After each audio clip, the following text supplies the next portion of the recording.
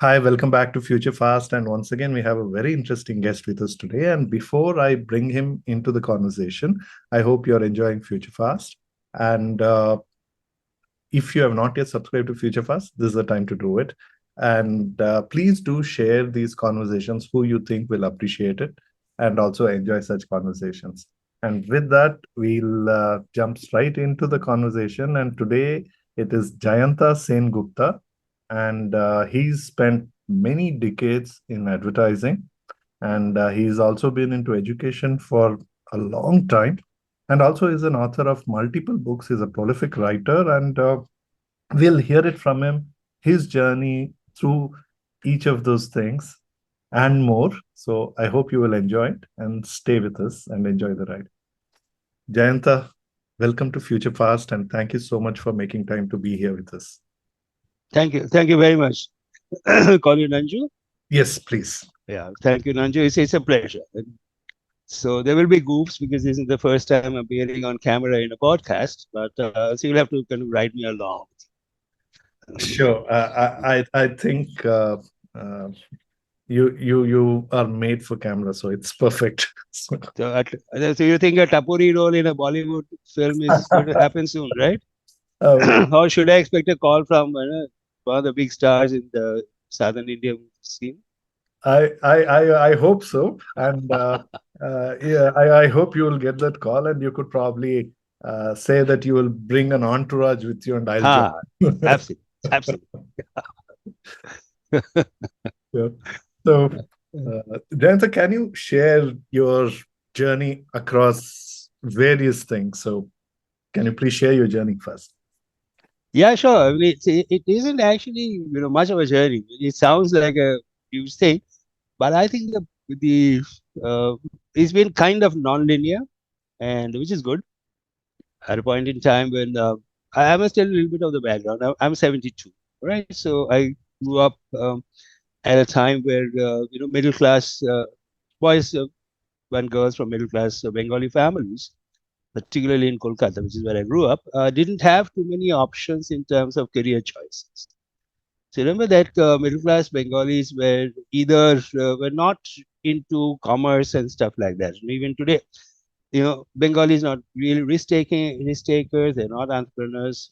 Things are changing, but at that point in time, that was a reality. So became a doctor. You became a doctor if your dad was a doctor. Then it was easier. Or you became an engineer, and then wanted to become an engineer, went to IIT Kharagpur, any of the IITs, five of them at that time, or you went to Jadavpur or BHU, Banaras Hindu University, and places like that, and became an engineer thereafter, or you became a prof and scientist or whatever, social scientist, historian. So those were the three real options available. So much so that my I did my college from St. Xavier's in Kolkata, and the St. Xavier's had the commerce section early in the morning, 6:30 or something like that. Okay, and the commerce classes are over by 10. Okay, the reason why, because the kids over there were from Gujarati or Marwari families, so they will finish the classes and then go sit with their family business. Okay, Oh, right. there are Okay. very few Bengalis in the commerce class. As I said, things have changed, and thankfully for the better. But that was a reality. So in my case, I did a BSc in honors from Xavier's Cal. So classes began at 9:30, went on till 4 o'clock. They normal 9 to 5 kind of a job in class. So you really didn't have too many options. So, but anyway, so after finishing my BSc, one said, okay, let's do an MSc, physics honors, physics. Now, when I sat for that, there was an entrance thing in terms of what do you want to do, and I said I want to do nuclear physics, and there were only four seats available. Right, everything else had gone. Four seats were available, and the university said your marks a bit low. If you had three more marks, we would have let you in, but you don't have three marks. I forget. So I had applied to Institute of Science. This is the shall we say the arrogance of a 20 at the time, yeah, well 20-year-old, 19-year-old, right? Because at that time when you're 19, the world is at your feet, right? Nobody will say no. So I shot over a letter to Indian Institute of Science in Bangalore saying that I want to, give me a seat. They sent a letter back saying that I'm sorry, all seats are booked. अभी कुछ नहीं मिलेगा houseful. So as it so happened, I was in Bangalore, I think about a month or so later. So I kind of tramped, went off to the institute in Yeshwanthpura, wherever it is. I forget the name, but anyway. And, a little bit of a huff. And when a 19-year-old has a huff, it's a significant thing. So I went kind of demanded an explanation as to why I wouldn't be able to join. Not exactly in those terms, but that was the attitude. So I guess the gentleman, whoever was at the counter at that time, was, I think, one of the most patient person I've come across. But that's on hindsight, right? So he must have figured that this kid has to be somehow pacified. So he found some prof who probably didn't have a lecture or two in the morning. Where he was, "बोला, अभी आ जा यार, इसके साथ बात करते हैं, कुछ भी." So the prof came, he must have figured it out, 3 seconds, took me off to the canteen, fed me masala dosa, vagara. And at the end of the conversation, he saw me off, put me in an auto. So I felt very good. Until I realized much later that what he had told me was that Tera marks mein, you will never get into this institute now or in the future. And why so? Because my marks were not good enough. See, they at a master's level, quite rightly so. At the postgrad level, their marks they have to be really, really tight in terms of who they let in. Because the reputation of the institution, etc., it has to be a meritocracy. Right. Which is what I kind of learned the hard way. Same as I felt back, came to Calcutta, felt very good, and started doing a master's in radio physics and astronomy instead. Until some point in time, I think I found a bunch of my batchmates filling in long green forms, legal size forms, pale green forms, with the Indian Institute of Calcutta written on top of that. So I asked them, "Kya hai?" They said, "We don't know. My daddy's got it for me, so I'm filling it." So I asked them, "Where did you get it?" So they told me where to get it, and it cost some 50 pips or $1 or something. So I filled that up, took it home, and told my dad that is what I've got. He said, "I have no idea what this is." I said, "You must be the only dad in the world who doesn't. All my friends' dads seem to know." She said, "I haven't heard of it. I haven't a clue what this is." So anyway, he had friends in ITC and Reckitt and Coleman. So after one day he came back in the evening and he said that they don't know much about it either, but they've said that if you get in, then 2 years later you'll get a job for sure. I said that's not a bad promise, yeah, because Cal was in the throes of the Naxal, those were Naxal days. Okay. 68, 69, 70, 71, kind of 72 also. And it was, so if somebody told you 2 years later, I'll give you a job, sir, theek hai, main tayar. But at that time, Calcutta was also kind of like Bombay today, right? Those days, most businesses were headquartered in Calcutta, right? Yeah, very much so. I mean, besides ITC, you had, HLL had the registered office over there. I think they moved many things to Bombay, but anyway, Brook Bond was out of there. Lipton was out of there. Pretty much every big multinational and most of the Indian corporate houses were also headquartered there, right? Well, most multinational Indian houses, the Birlas were completely headquartered out of Kolkata. So you had, it was a big business center. Correct. It's during that Naxal time and then the CPM time, I think the flight of capital. Jobs should have been much easier for someone in Calcutta than otherwise, right? Those days. At that, sure. I mean, that's why Calcutta was set up in Kolkata. Otherwise, today's circumstances, I am not sure whether anybody will set up a, anything of a stature of an IIM over there. Because there aren't those opportunities that existed in my youth, don't exist anymore. Right. But anyways, that's a different matter. So that's how I kind of got in. And but having gotten up, sidled in, so to speak. So you actually dropped out of your MSc in physics? Yeah. Halfway? Yep. And okay. After 1 year. Which was a 2-year course. So after 1 year. And the prof who advised me was I think, brilliant. I never went back to thank him for it, but so I'm not even sure whether he's still alive or still around, but more than 50 years ago. But if he's there and if he's listening, maybe thank you very much, because I went to him and said, "Sir, I've got admission into this place called IIM Cal." He said, "Very good, you should go there." I said, "Why?" He said, but you see, if you are going to be an astronomer, this is what this degree in radio physics and astronomy would make you an astronomer. He said, if you want to do that, you have a problem because astronomy experiments go on for years and years and years. It's not like you go to a chemistry lab and add this and that, and boom, something happens, and you get a Nobel Prize, and you're happy. So astronomy doesn't work like that. So you'll have a, I don't think you have the patience for doing that. I said, yeah, okay, maybe. They said that, at the end of the day, you're also going to be a prof. I don't think you have the ability to teach either. So he was wrong on the second one, but I won't hold it against him. But he said that, you're better off going to IIM rather than this, radio physics thing. I said, ठीक है, चलो, sir ने बोल दिया तो ठीक है, perfect. So that's how I kind of got in. As I said, it's sidled in, and 2 years later, there was I got a job out of that.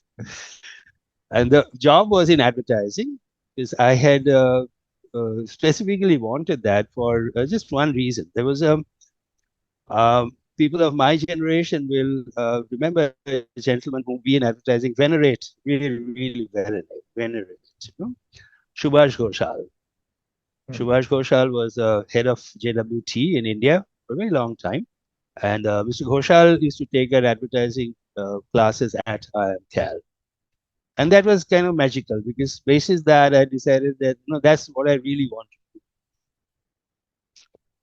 So that I think helped in making up my mind. And fortunately, so happened, I did get a job in advertising in Bombay. So I moved here and then stayed on in the industry for 27 years. And I enjoyed it. I enjoyed it absolutely thoroughly. And I haven't, if given a chance, we were 21 again, and they told me get into advertising, I probably would say, yeah, okay, I'll do that again. Although, of course, things have changed dramatically. So, but that's different. I think the reason for, sorry, yes. Yeah, go ahead, please. I said the reason for my, should we say, happiness about having spent so many 27 years, I think, 27 odd years in advertising was that, in a way, it's a very interesting profession. I'm telling you upfront that I'm going to change your mind. Unlike, say, politics, etc., they're kind of insidious attempts at molding your opinion in favor of something or the other. But in advertising, in a way, it's very, very honest. It tells you upfront that, listen, I'll try to attempt to change your mind so that you buy my product. That, yes. Instead of this, I want you to buy this. Okay? Two different categories. If I had another bottle of water, instead of this, I'd like you to buy this. So now that I found to be very interesting, and I'm using the word honesty at this point in time, and I don't want you to read too much into that. But if I look back into how I would summarize business education, which is what I got at IIM Cal, fundamentally, any manager needs to know only two things in order to be a successful manager. Two things. One is how to manage people, and the other is how to manage money. Right? The certain thing that nowadays, in fact, for the last few decades, most businesses have come to a stage where certain things which you feel as being non-essential, you can outsource. A retail company, or many companies don't need to have logistics under their roof. It can be outsourced to a partner, which is what happens to happen. So many of these things, which at one point in time, all in the house of that same company, Unilever, or whoever it was, that's not the core of the business. So it can be outsourced to somebody else who's an expert in there.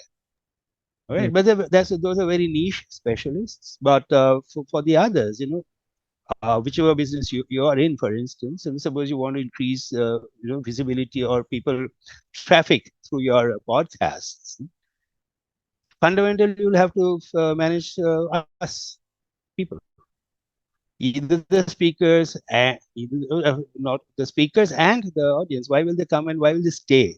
Correct. So to subscribe and click the bell, etc., is not good enough. There has to be a reason why.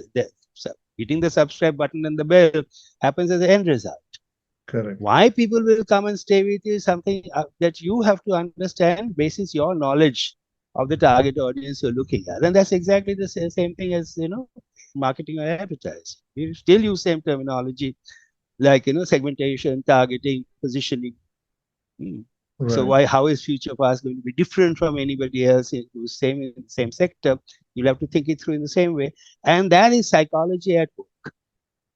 So when you go back to managing people, there are only two sciences, right? One is the science of managing people en masse, which is sociology. And the other is managing people individually, which is psychology. Right. All of us, sorry? No, So this is what we have to learn, which we practice. I mean, it's not just advertising alone. In your space, in all spaces, people have to understand that, right? And yeah. then having done that, to look at the economics part of it. I will look at it as if I'm a consumer, I will look at that. And economics is science of decisions, right? Making a choice among options available. So that's psychology plus economics put together. So that's again the same thing. Similar spaces there will be, and if you look at accounting, that's a economics at play in one way, which is keeping track of the money. Where is it coming from? How is it flowing through, and where is it going? And finance, how are you going to raise the money? Because there again is a question of choices. I'm going to be able to raise so much. What am I going to do with it? I can do bits and pieces here and fuck it all up, or I can do two things really well and fuck them up as well. At least that's a different. You know, you have to take that call. Consumers take that call. You take that call. Correct. I take that call.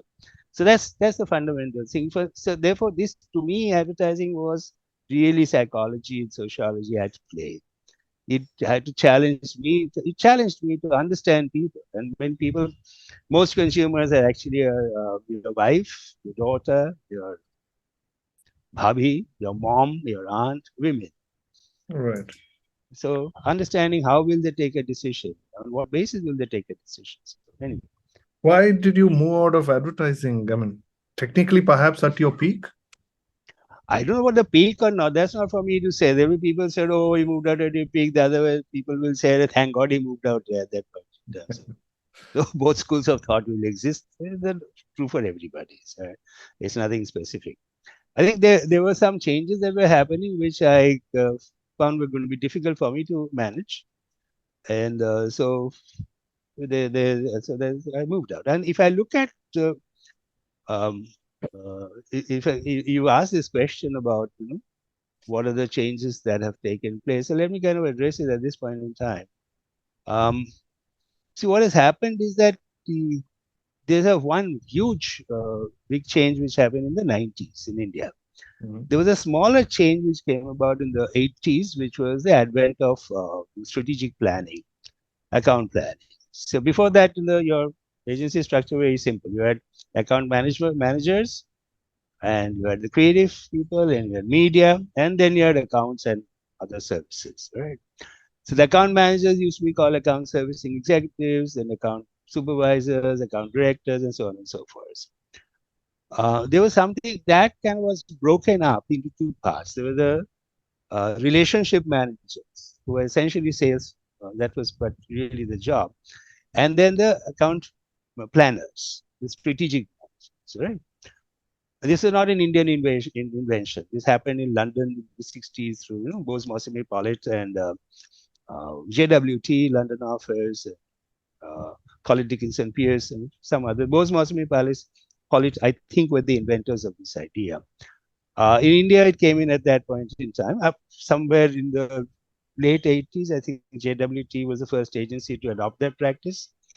I remember in Rediffusion, we had a major discussion about this, and most of the client servicing people kind of rebelled at the idea of splitting the job. They said that our fun and games happens on the strategic planning side, not on the relationship management side. So why do you want to take that away from us? And they were right, because till 1988, 89, 90, I think, many of our servicing people were from IIM, Calcutta, Bangalore, Ahmedabad. Our founders were from IIM. And I think 1990 was the last year when IIMs could actually afford to hire people from IIM. Ad agencies in India could afford to hire people from IIMs, because after that they got outpriced. We couldn't afford them. 1991. So there, 90 or 91 was the last time. So if you're bringing in people of that kind of skill sets and energy and brains, you can't give them a relationship management job. Yeah, you know. So anyway, so that was a big change, but that was not the most important one. The most important one is that our what do you call it? The compensation form in the agency changed. We moved from the 15% agency commission to either a project-based fee or a time-based. Oh, That was huge. You see, 15% agency commission is that there. in 80s? No. It happened in the 90s, mid 90s.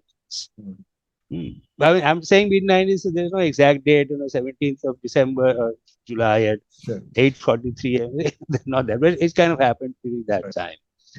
And that was huge because before that, if you look back, you would say that from an outsider's perspective, you would say, listen, that was but natural because who was paying you the commission? The client was not. The media houses were paying you the commission. So you were actually acting on behalf of the media houses.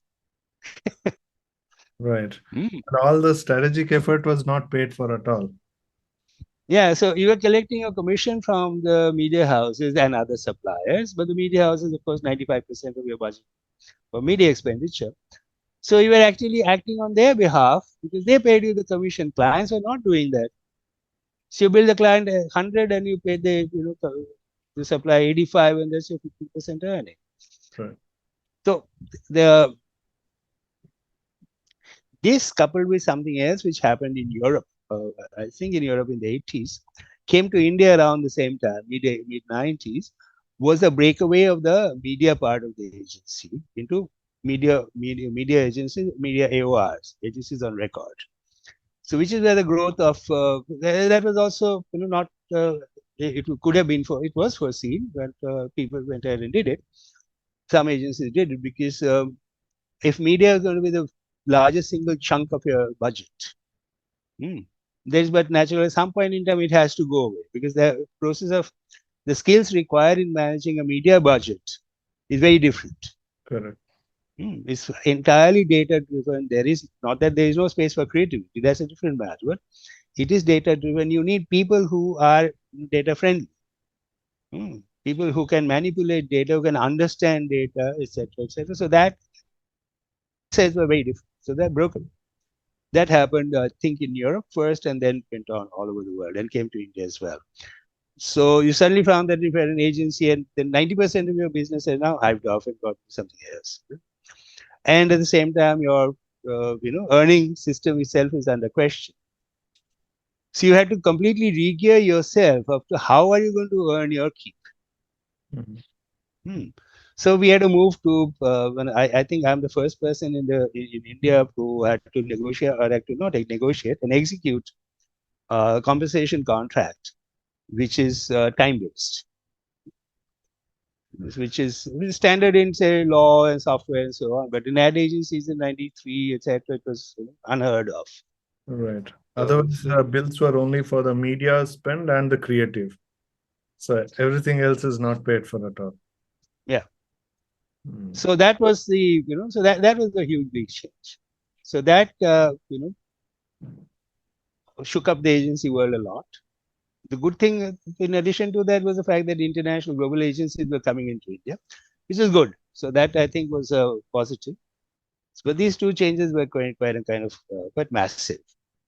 So I think after about when I hit the age of 50, I said, "Yeah, both ho gaya. I don't really want to be a salaried employee much anymore." And so I quit and decided to chance my arm and see what is it that I can do on my own, and became what is a refuge, a last refuge of the talented and the untalented, consultant. So I worked as one for about 5 years, and then came an opportunity where some young friends of mine from IIM-CAL said that they're setting up a business school and they wanted me to come on board as a dean. So I said, okay, but I don't have a PhD and I don't have any experience in running a B school. And they said, well, that's precisely the reason why we want you in, because you don't have a baggage saying that this is the way it should be done. Back home, this is how they did it. That doesn't work with you because you don't have that baggage. So you figure out what is it that you want to do and how do you want to do that, and we give you complete freedom to do that. That I think that was exciting. So obviously I had pretty strong ideas of how management education should be imparted and how should, students should be trained. And I managed to put together a team who shared the same vision with me, and we managed to do I think a pretty good job. And over time, then the business school started in Bombay. Then we moved it to Ahmedabad, and finally it became an university. I think about 2017, 31st of March, it became a private university in Gujarat. It's a place called Indira Gandhinagar. University is called Karnavati University. And I can claim that I have a very tiny role in making it happen, but I did have it. So that is something which I can claim. I can't claim that I was the most important guy in that process. I was not. I had a small bit role to play, but I did have that bit role to play. So there you are. That's the journey that you were talking about. Is there anything else you Well, want me to add? how easy or difficult was it? Because if even at the agency, uh, Mm-hmm. it was pretty much a consulting function you had, and Mm-hmm. then you became a consultant, which is again consulting. Yeah. But perhaps at the agency, you had some amount of execution role, but that was again mostly, you oversee it while others do it. Mm-hmm. Yep. So there is no direct operations responsibility on you. But Sure. running a university college and a university was a lot of operations. How easy or difficult was it for you from a transition standpoint? I didn't find it any problematic at all. I'll tell you the reason why. See, one of the thing is when we started the business school, so we were absolutely ground zero, right? We are not taking over anything at all. So we had to invent from scratch. Okay. So what we said that first of all we have to have some document in place which says that which defines the product. What is it that we are going to do, and why will somebody buy that product? Why will parents fork out X amount of rupees to send their kiddies here? All right. So the first thing we did was we took about 3 months to prepare a detailed program note, which said this is what the product is. This is why people will buy it. This is the comparison between us and other institutions. We were not comparing with IIMs and so on and so forth. We were much more modest, obviously. And so this is the reason, this is the differentiators, and this is why people will come. All right. So the second thing we did is that we said that okay, who are the kind of people we want in faculty? Because ultimately the criticality of a faculty is really going to determine Correct. who's going to what kind of whether students will be interested at all, because they will be looking at 5, 6, 7 different options and saying okay, we'll go there because the faculty seems much better. Mm. So we said okay, fine, we will not use visiting faculty at all. We will have only full-time faculty and some adjunct faculty, which was a pretty new concept at that time. Said they will come in 3 days a week, but the 3 days a week they'll be there full days, full time, 9 o'clock till whatever, 6 o'clock, whatever it was. So they're not going to go out and deliver a class here and deliver a class somewhere else. No, they're on campus those 3 days or 4 days. So when the very first time that we met with prospective students, we were we were we actually were able to show them 14 people on the podium saying that this is on the desk on the stage saying that this is the faculty team that's going to teach you. So and so is a PhD from there, so and so is a PhD from there, so and so is a PhD from there. And out of these 15 people, four are adjunct faculty. They'll be there Monday, Wednesday, Thursday, whatever it is. And the rest are going to be there entire time, Monday through Friday. So that I think played a major role in the students' expectations, saying that I don't have to worry about, although this fellow will come back after, say, 5 days to deliver another 1 hour lecture. In between, if I have queries, etc., who handles all that? I think that played a major role in terms of getting the students to believe that this is the place that they would like to come as to study the MBA program. That helped a lot. And the faculty team, I'm glad to say, I'm still very proud fact that we were able to come together and work together, and there was no conflict. There was absolutely no conflict. One of the things, and I hate to say this, and if you wish to edit this part of the part of the podcast, please go ahead and do so. But politics in academia is far worse than politics in corporate houses, right? So I've seen that in operation in many cases. Fortunately, in the institution we set up, that did not happen, and it did not happen because the faculty team was very, very strongly molded.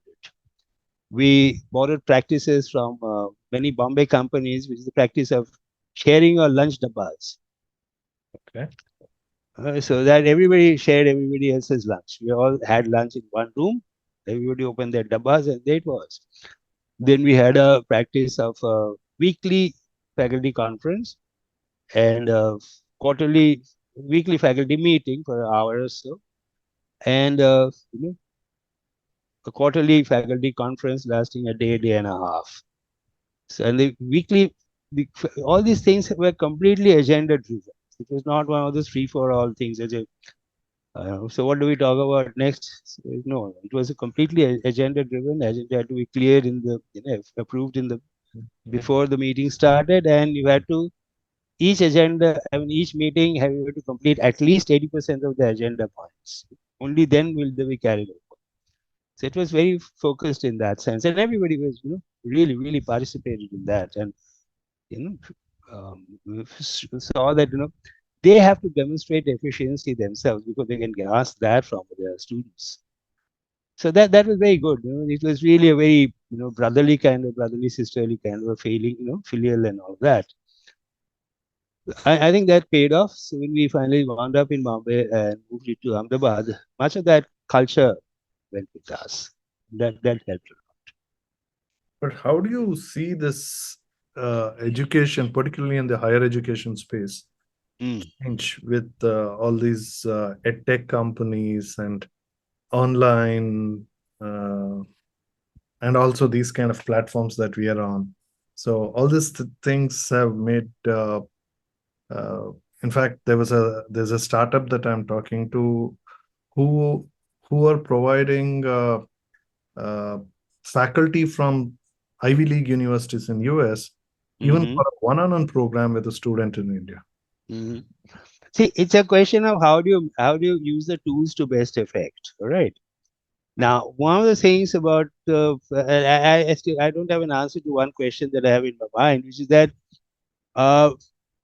it's great for a one-on-one, interviews or one-on-one situation with faculty from Stanford with a kid in, let's say, Talegaon. But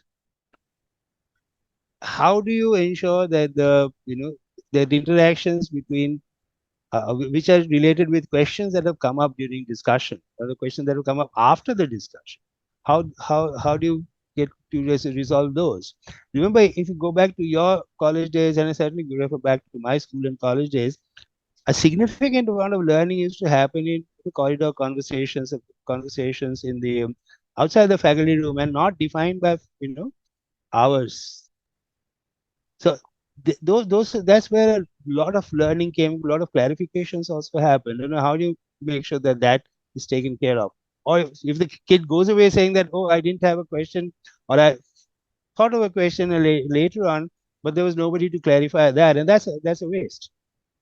So those are things. Secondly, my personal belief is that this is my second concern, but I'm sure there will be an answer to the response. Shall we say solution to this concern, which is that what I've noticed in the last during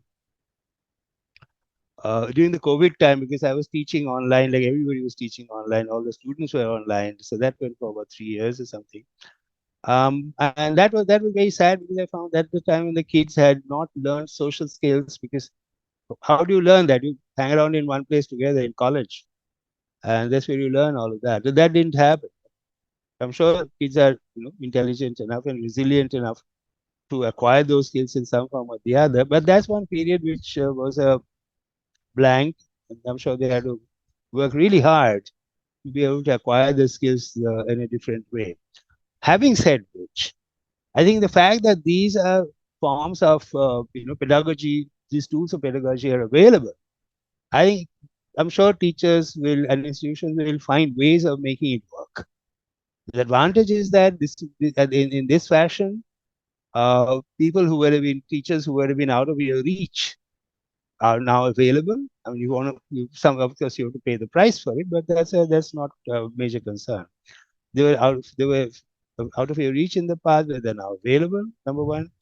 Number two, the kind of curriculum that you taught in the past has to be revised, because things are changing drastically. So something somebody had taught 6 years ago is no longer something that is possibly current.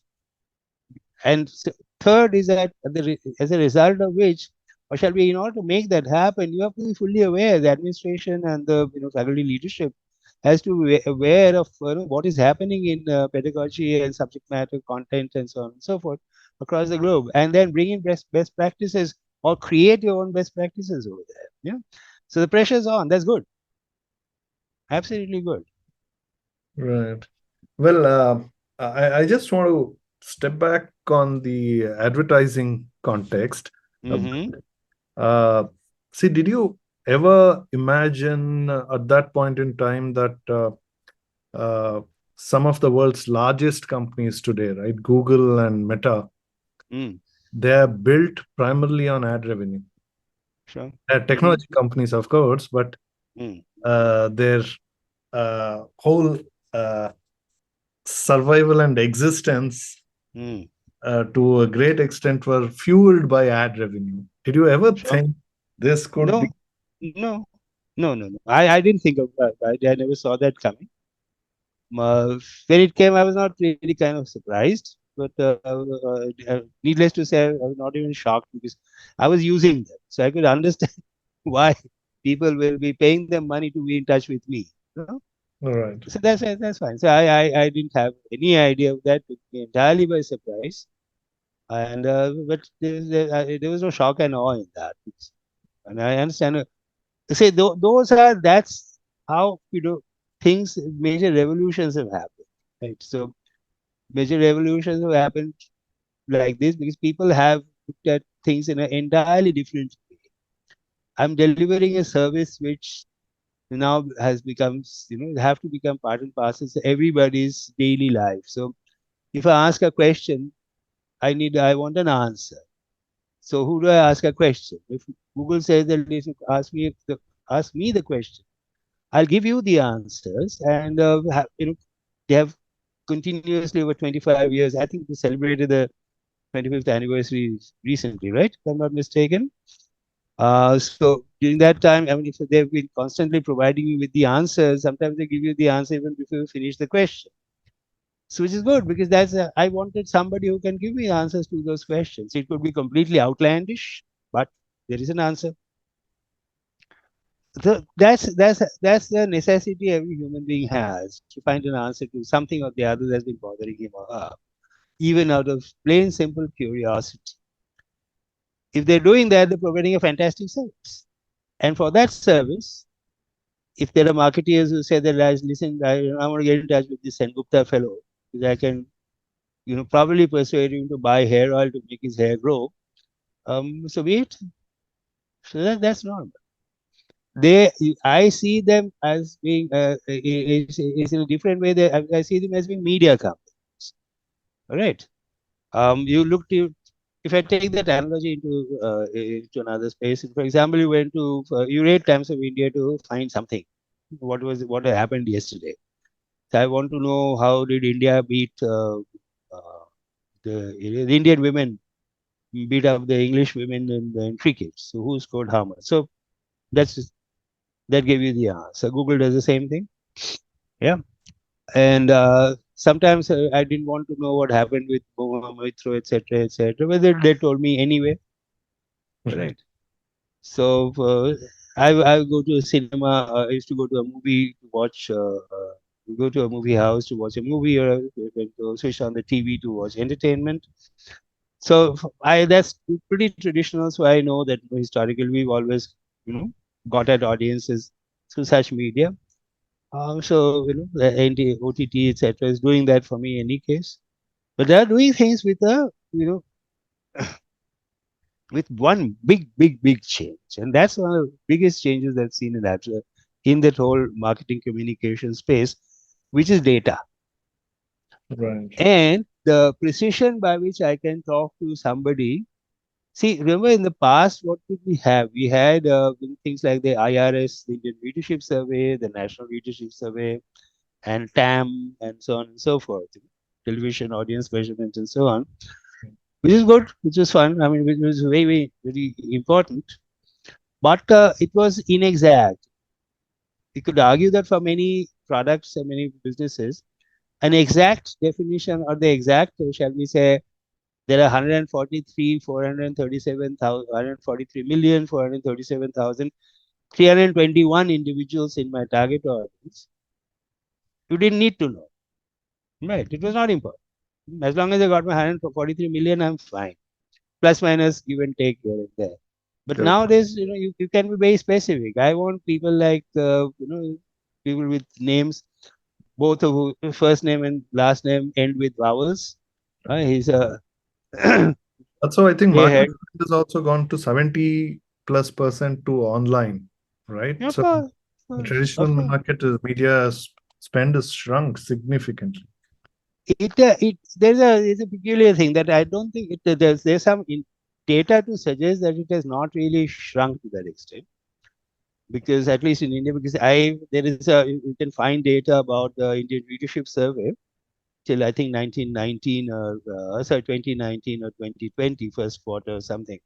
The last time they did the survey before COVID hit, or the first survey that happened after COVID hit. So there is some presentation you'll find on YouTube, which tends to show that while digital marketing has kind of exploded, print media is actually grown at a sedate Hindu rate of growth, Oh, six is that percent.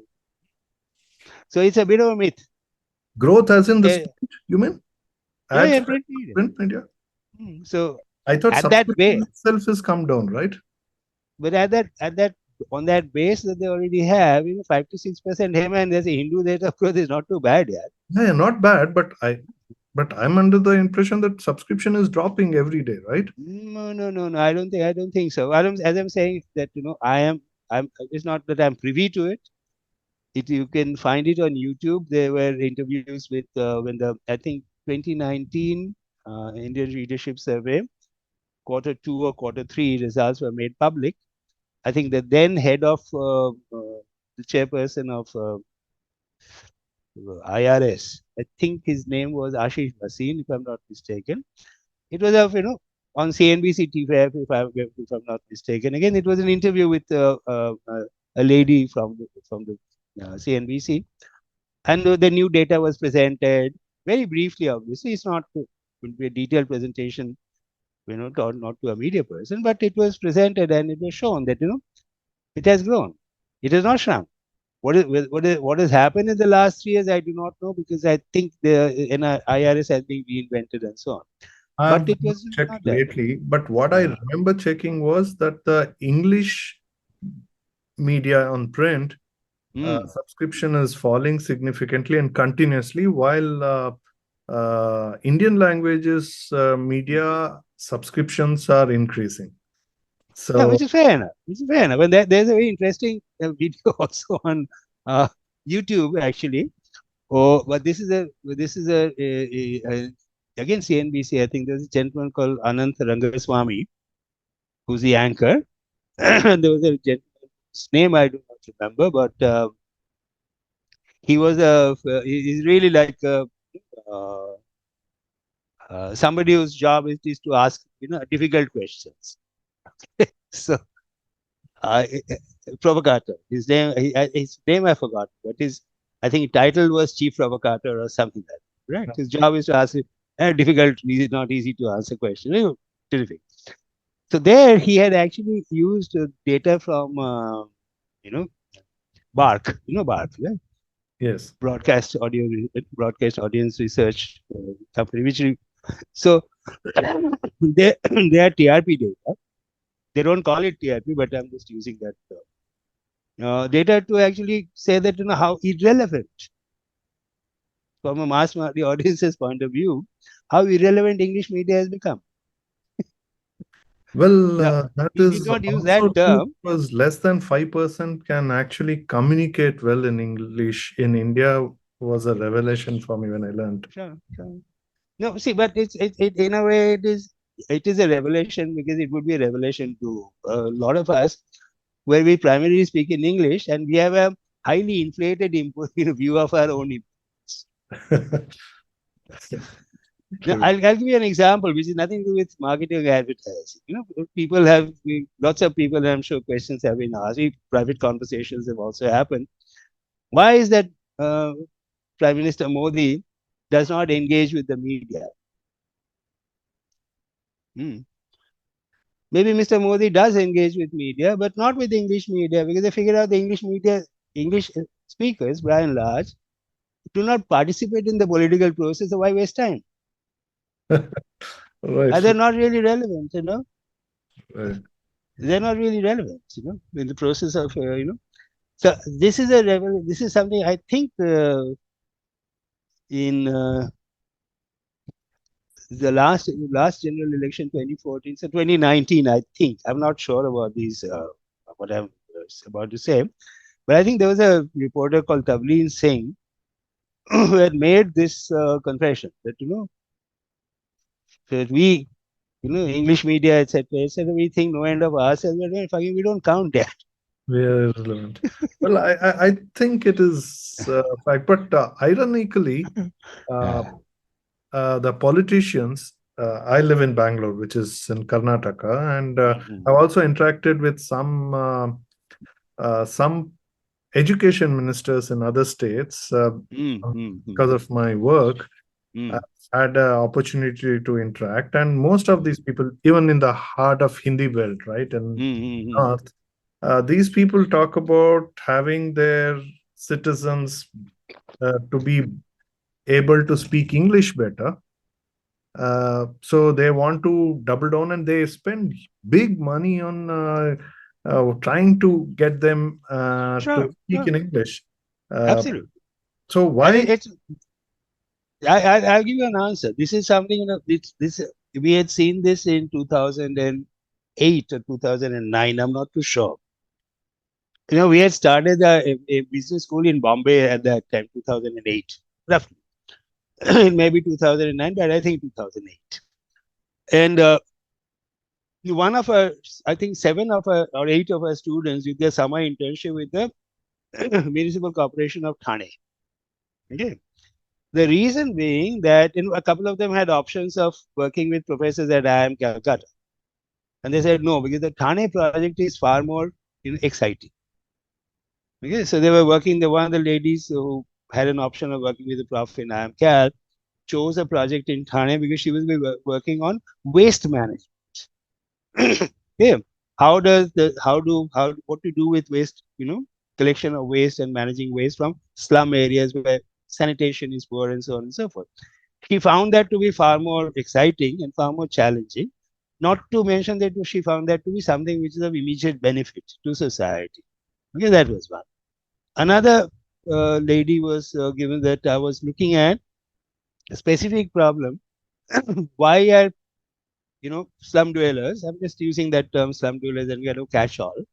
Or shall we go to the NCCS terminology? Shall we say, SECD? SECD population, why they're quitting corporation schools and paying a lot of money to get into English-speaking schools.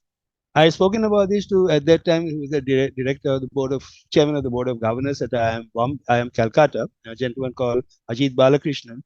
And he said that if they allow me, then I'm very happy to read that. He's an ad man as well, right?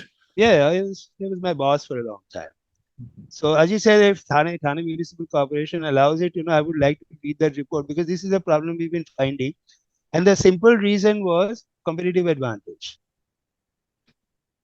If I can speak English properly, better, I have a higher chance of success. Simple. I'll get a better job. I'll probably get more Dahej. Nobody said that, but I'm just conspiracy theories. So there you go. But competitive advantage. And it's not new, na. If you look at how English became part and parcel of how did English penetrate, usage of English penetrate into India as a population? If you knew English, you would be given jobs in East India Company or in British companies or in the services like the railways or the post office and so on and so forth. So knowledge of English was a prerequisite.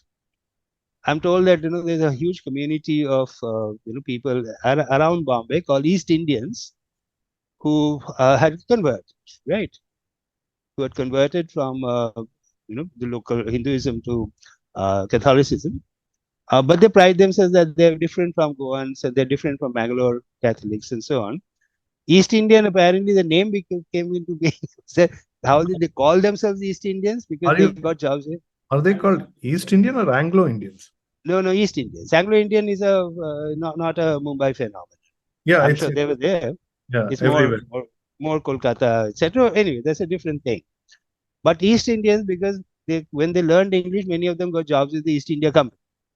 Oh, Now, interesting. I haven't gotten into whether this is right, true or false, etc. But this is one of the tradition that I've heard. I live in Bombay in a society where most of them are Catholics and many of them are East Indians. Okay, so they tell me, "Arey, you did not know this is what has happened." So fair enough. So maybe they're right. Whether it's historically true or not, I don't know. But the tradition is there. But it's a reality. For if you knew how to speak English, then you would get a job in the railways and the postal authorities, etc., etc., etc., etc. And you will, things will look up for you. How will you, how will you work in a court of law if you did not know English? In the 19th century, early 18th and 19th century, there were two languages. 19th century, really, there were two languages. The language of the law was either English or Farsi. So, Okay. for instance, as great a writer, Bengali writer as Bankim Chandra Chattopadhyay, okay, he was a lawyer, so he spoke in English and in Farsi because those were the two Why languages Farsi? accepted. Why Farsi in Calcutta? If you look at who used to rule Bengal before the Brits came, the They, Afghans. they were Persians? No, but they brought Persian possibly a far more developed language in terms of nuances and so on. So one has never heard of Afghan poetry, but one has heard of Persian poetry. So Right. leaving that aside, but they were, those are two languages in the code of law. So how will you succeed if you wanted to become a lawyer? You had to learn English. My Hmm. grandmother, my grandfather, who came to India from near Dhaka, village near Dhaka. That happened much before partition, in the 1920s or So it something was like that. Right? technically not came to India. He was very much in India then. Yeah, very much. They moved from one part of India to another part. Right. So he moved from Dhaka to Asansol, Yeah. and he worked in the railways, and he was a telecom engineer or whatever it was. Right. His claim to fame was that he knew English properly. So people would come to him to say that I need to write an application for something or the other. Will you do it for me? So fair enough. So it was a competitive advantage even then, and it has stayed. No, but yeah, that's true. But unfortunately, making that a competitive advantage in an independent India. But yes, that's a different argument, of It course. has happened, right? So you can't.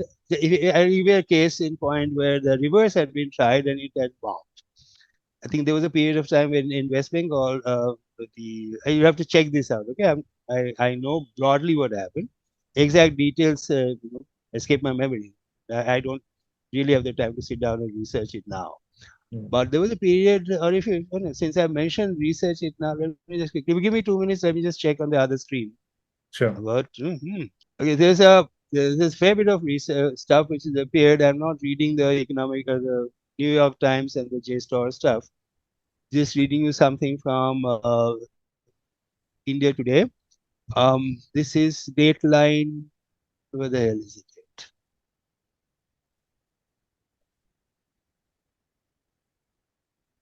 2002, Dateline 2002. which says headline from India Today of that date was West Bengal schools churn out students with poor English. Okay, parochial policies need to rethink. Now, as a result, if you have a job opportunity, be restricted to the city, to the state only. If the state job opportunities themselves are shrinking, where do you go? If you've traveled, right? In Right. Bangalore, let me ask you a question. In Bangalore, in hotels, restaurants, clubs, I'm, I'm making a prediction, not a prediction, I'll tell you. Most of the serving staff and kitchen staff are actually Bengalis. Uh, well, surely from outside of Bangalore or Karnataka for that matter, but yes, mostly you have that region coming from they No, say there's the Northeast. Assam. There's the Northeast, and there are Bengalis also who have actually come trained from hotel management institutions in Bengal, West Bengal, and moved in there. The same is true in Bombay, same is true in Pune, elsewhere. Correct. Now, if they're trained in West Bengal and they're moving out, and everybody's happy to take them, including the Marriotts over here and the ITC Marathas over here, because there aren't opportunities there, right? So this, I remember when I was used to work in Kolkata for a short period of time, there was this whole thing about some famous author had said, you should take Bengal, English out of the Bengali primary or secondary, or lower secondary, primary school system, and you get a bunch of duds. Once you get into high secondary, then you'll have to be looking.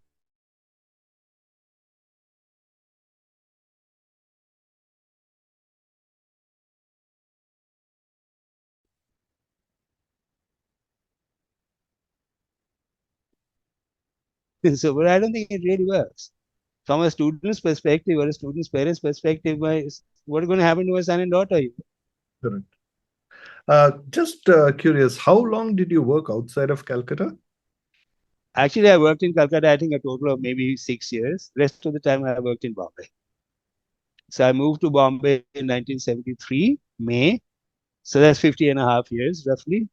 Out of the 50 and a half years, I think 6 years I worked in Kolkata in batches of, 2 years, 1 year, etc. Rest of it here. So you left Calcutta when Calcutta was a business hub of India. No, it was already shrinking. Oh, it was already I left in 1973. I remember that there was a. Oh, 73 it started, right? 73 I started. So the Naxal thing had taken its toll, and it was a CPM government, so it was not really business friendly. That is when the things started changing. It started changing. So how do you see your near 50 years outside of Calcutta, and now you're back there, you live there? I don't live in Kolkata. I live in Bombay. Whoever told you I live in Kolkata? Do you visit Calcutta? Yeah, I go there once a year. How much of a change has that gone through? I think the change that's happened is quite interesting. If you read, okay, I must tell you one thing, that this is the Christmas time is when the nostalgia articles about Kolkata keep on happening.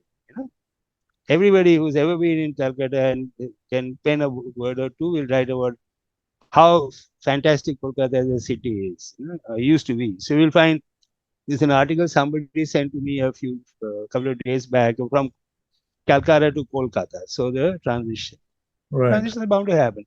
It doesn't bother me too. I don't really get excited by nostalgia, because you're living in the past, and it's very easy for me to do that. When I'm 72, I can always glorify 50 years, what I used to happen in my youth. Say, what a fantastic time.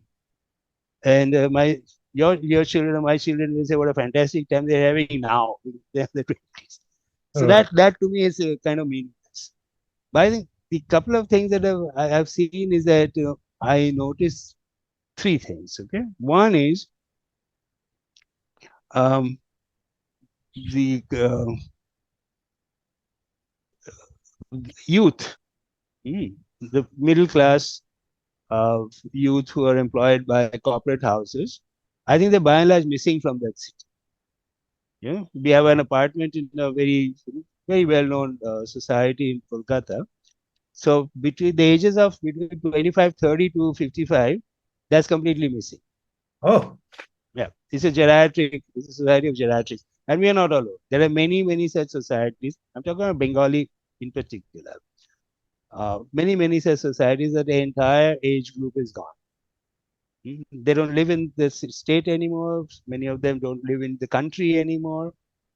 Okay, so as a result, the shall we say the loneliness and the lack of attention of their parents, who've been forced to live there alone, is a problem.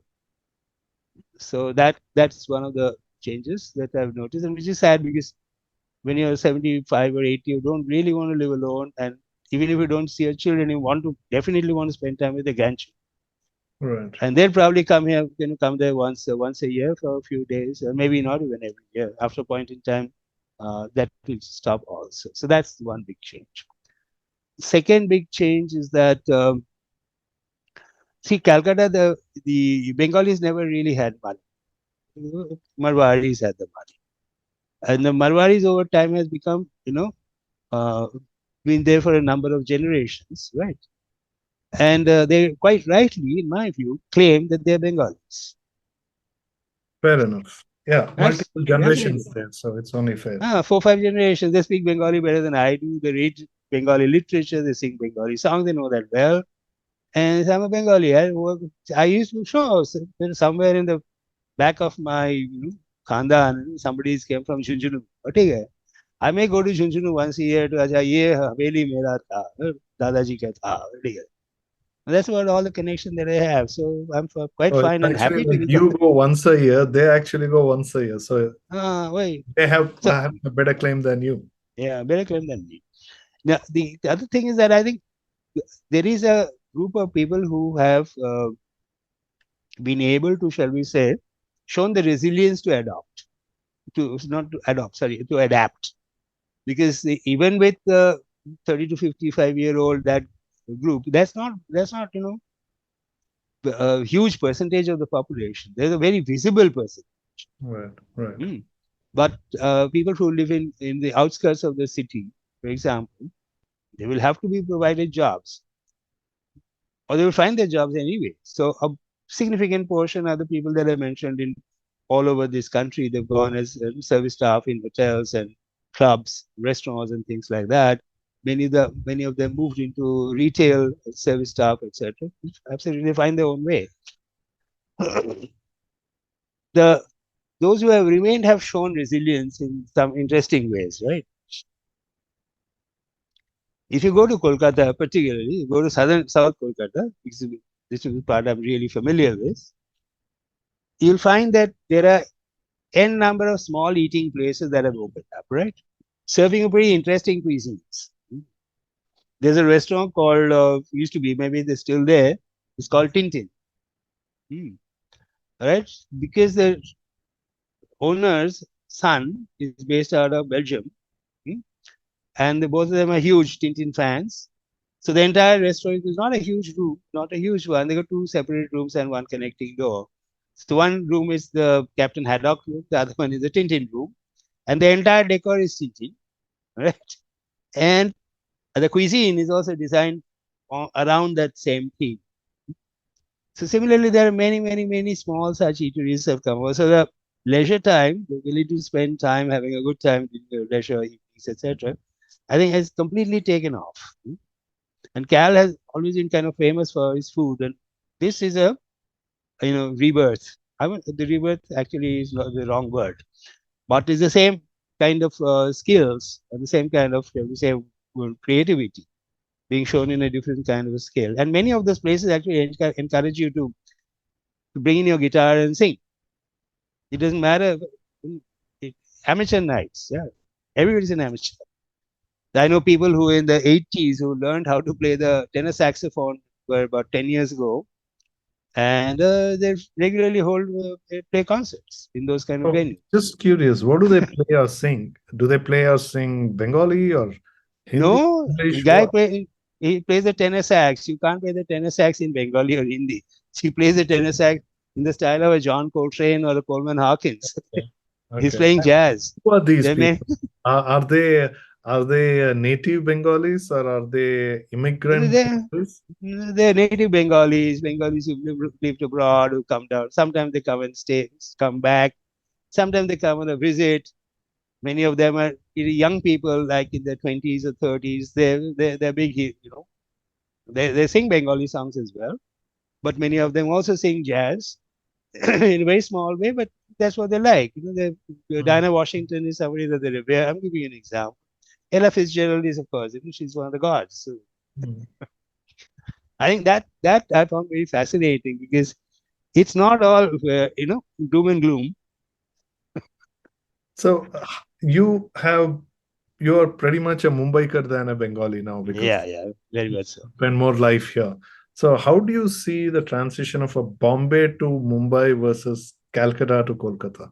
This is a much hackneyed topic. I don't think this is good for media fillers. Otherwise, a waste of time.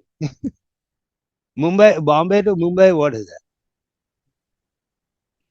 So Kolkata to Calcutta to Kolkata. What is that? We still call it Kolkata. In Bengali, we used to call it Kolkata even then. right. It's like reference to Bharat. It's always Yeah, Bharat in a native language. yeah. In any case, that's a complete bullshit of an argument because your constitution says India, that is Bharat. Correct. Correct. Yeah, but the page one, right? Correct. Page one, item one. And also know every native language, it's always Ah, referred as Bharat itself in a native. yeah, it's always called Bharat. So that apart, it's sort of in Kolkata. We used to call it Kolkata when I was a child. Okay. Speaking in Bengali, call it Kolkata. Speaking in English, call it Calcutta. So Calcutta to Kolkata is such a huge transition. We have not lived around, lived through it. Some people had decided 20 years ago that they will call themselves Calcasian. Now, how stupid can you get?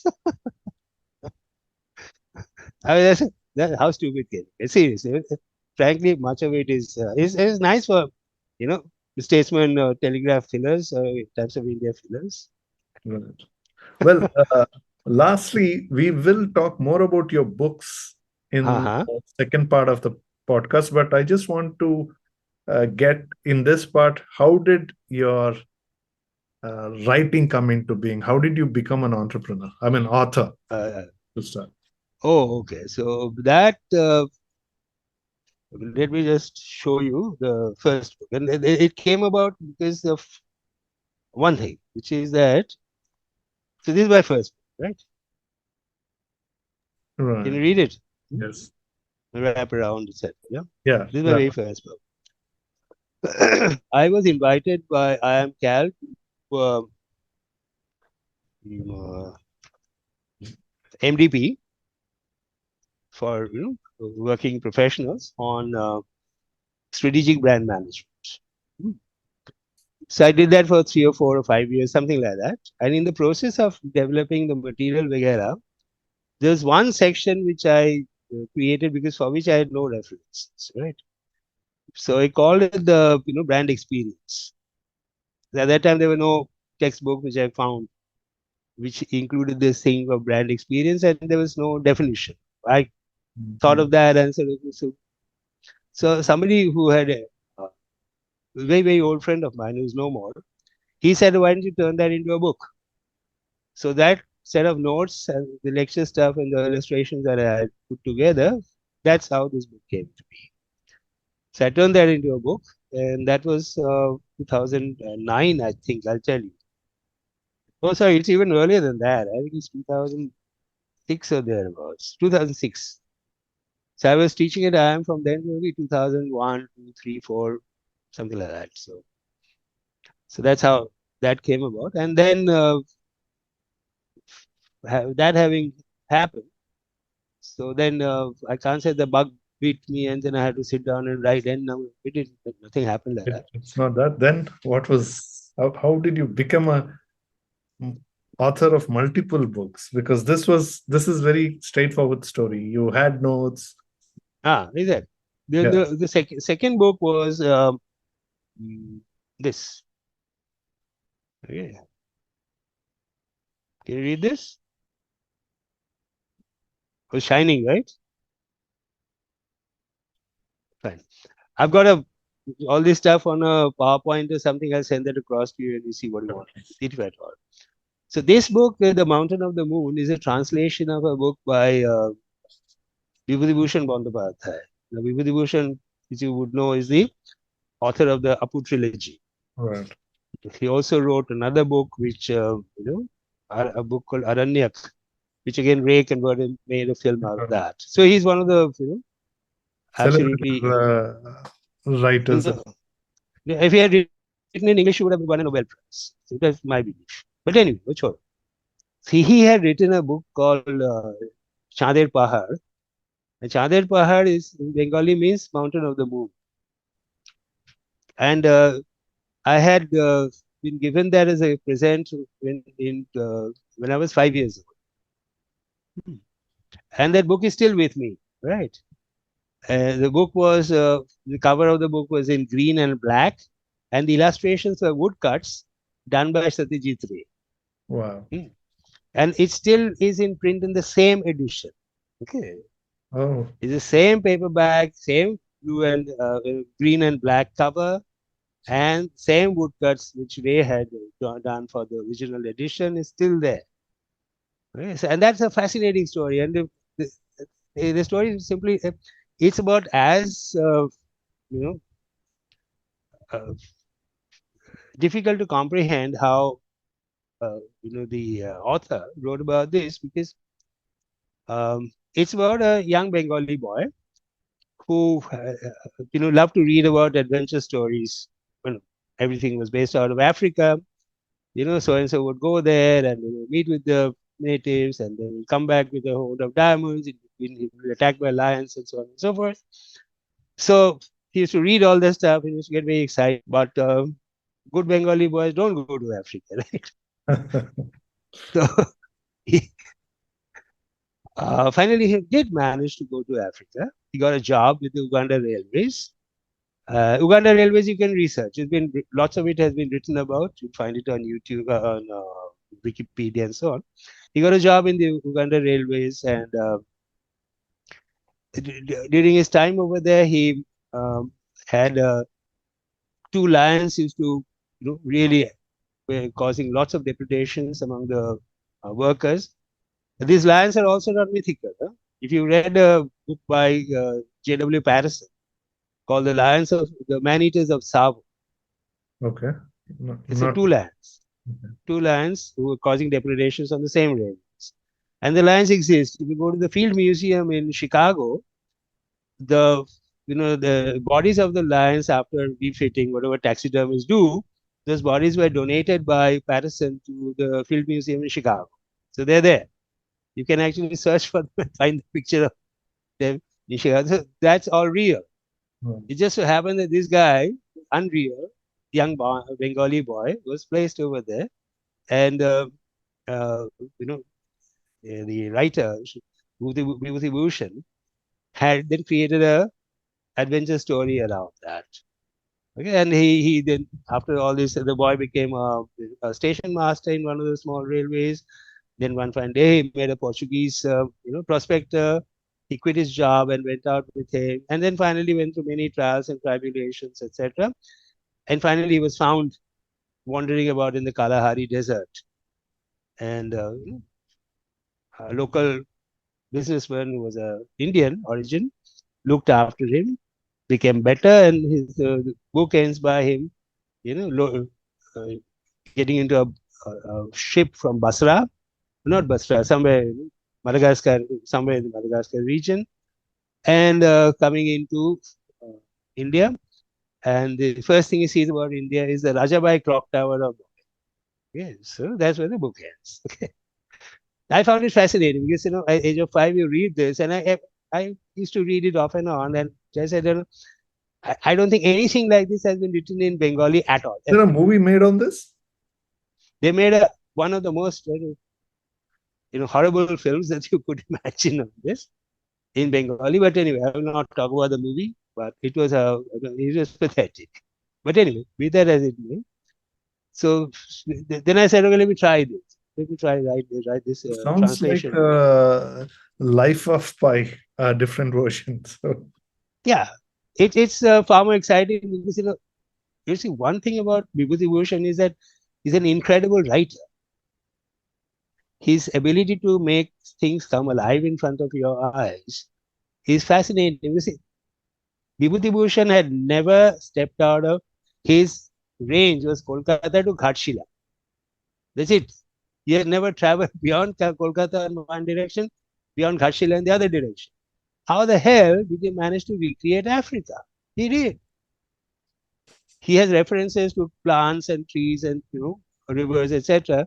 When I was writing the translation, I actually went and did a major Google search, and he had them all round correct. So He he must have probably did referred the to research in the library. must have gone to the library, dug out all the Encyclopedia Britannicas, etc. Been through all this stuff. Hey, they got it right. I did get that right. So, man was a phenomenal writer. So that I think that's what excited me. I said, okay, maybe at least try and get that correct. Let the spirit of Vibhuti Bhushan, that ability to make it, really flash in front of your eyes. Let me try and do that as best as I can. So how was your pure Bengali reaction to your English translation? Hey, they love it. I'm still getting, it's not out of print yet. Yeah, I'm still getting every year. I get some small amounts as royalties. Yeah. So we'll share the link below this podcast. So to the listeners and audience, please look Yeah, it up and you can I'll send that to you. You have to give me 5 minutes because I need to get the charger in. Otherwise, this mother will probably die. Sure. We'll anyway formally close the first part and we'll Okay, I'll just close it. Yeah. fine. Sure. Okay. Thank you. Then we Yeah. will get together when? You tell me another 10 minutes. Shall we do half an hour? Then we can catch lunch also. Very well. Is that good?